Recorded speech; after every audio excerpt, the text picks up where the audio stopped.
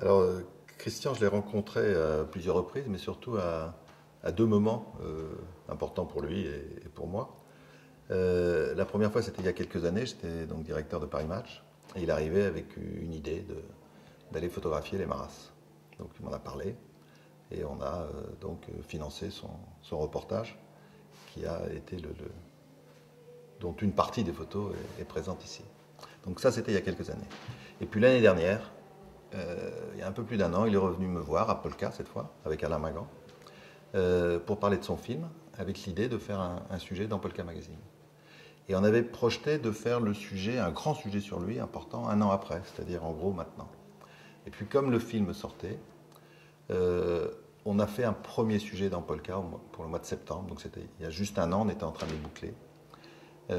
On a fait 8 pages avec certaines photos qui sont ici, et notamment celle-là que j'aime beaucoup, qui exprime à la fois toute la tendresse et c'est un talent de photographe formidable par le cadrage. Et donc on a préparé le sujet, on l'a monté, on l'a interviewé, Alain a fait un papier, on a mis en scène tout ça. Et on a appris son assassinat quelques jours avant la sortie du magazine. Donc le magazine est sorti et il avait projeté de nous retrouver pour la soirée du vernissage et voilà, il n'était pas là.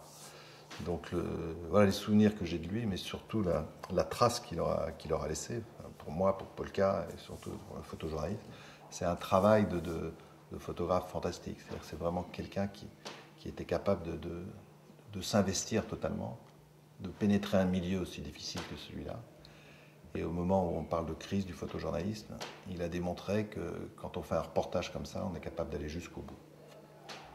Et lui, bon, on ne pouvait pas se douter qu'au bout, il y avait la mort, mais il savait qu'il côtoyait la mort, et ça faisait partie de son métier. Donc c'est un hommage énorme qui lui est rendu ici et qui est mérité. C'est un type formidable, et puis on aurait envie qu'il soit là pour commenter ses photos. Le film La vie d'Aloca qu'il faut voir, c'est un film sur la mort, mais c'est un film extrêmement vivant et c'est un film d'amour. Donc il parlait de tout ça. Donc ce qu'on a envie, c'est qu'il soit là. Bon, mais cela dit, il est parti. L'héritage qu'il nous a laissé, il est là. Et la façon, je pense, de lui rendre hommage, c'est sans doute de faire des expositions comme ça. C'est de publier des photos dans Polka, dans Match et ailleurs. Mais c'est surtout de continuer le travail. Il a vraiment informé sur ce qui se passe, sur la dangerosité de ce pays. Et c'est très important d'informer ses lecteurs, ses téléspectateurs, ses auditeurs, son public des endroits dangereux du monde. Ça fait partie de la vie humaine. Et ben voilà, il faut poursuivre ça, il faut continuer. Et vous savez, la première consigne qu'on dit à un photographe ou à un journaliste qui fait ce genre de reportage, c'est toujours de rentrer vivant. Mais en disant ça, ça montre à quel point c'est dangereux. C'est assez rare dans un métier de dire à quelqu'un, quand il va faire son boulot, rentre vivant.